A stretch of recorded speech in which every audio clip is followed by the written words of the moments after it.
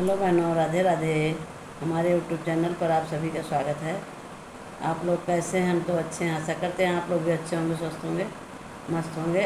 आज हम आप सबके लिए एक बहुत ही प्यारी सुंदर सी बहू जब उतरती है तो ससुराल में पहुंचती है तब ये गीत गाया जाता है। बहुत ही अच्छी और दर्दनाक गीत भी है। आप लोग सुनिएगा। अगर आपको हमारे गीत अच्छी लगी तो लाइक शेयर कमेंट द्वारा बताइएगा कि हमारे गीत आप लोगों को कैसी लगी।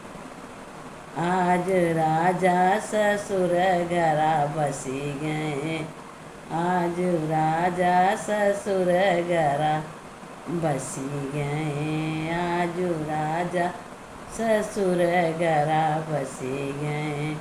जब सुधी आई दूधवा पियन को, जब सुधी आई दूधवा पियन को, आजू राजा मायरी मोरी छुटी गई, आजू राजा मायरी मोरी छुटी गई, आजू राजा ससुर घरा बसी गए, आज गुइया ससुर घरा बसी गए। जब सुधी आई राम रसोइया की, जब सुधी आई राम रसोइया की, आजू राजा भौजी मोरी छुटी गई, आजू गुइया भौजी मोरी छुटी गई, आजू राजा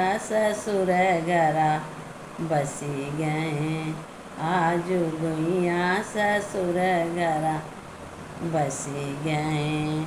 जब सुधी आई खेलन कूदन की, जब सुधी आई खेल कूद की, आज गुइया सखिन मोरी छुटी गई, आज गुइया सखिन मोरी छुटी गई, आज राजा ससुर घरा भरी गए, आज राजा ससुर घरा भरी गए, आज राजा ससुर घरा बसी गए। जब सुधी आई बिरवा कुचन को, जब सुधी आई बिरवा कुचन को, आजू राजा बहिनी मोरी छुटी गई, आजू राजा बहिनी मोरी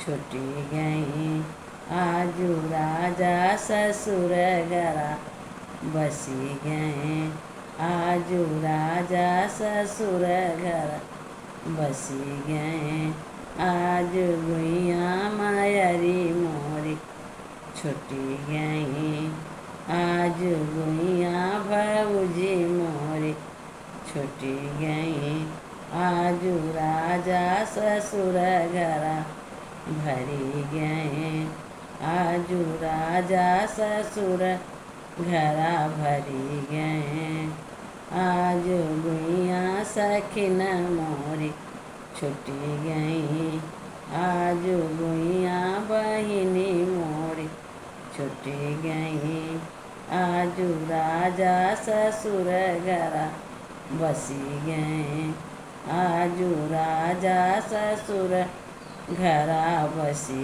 गए।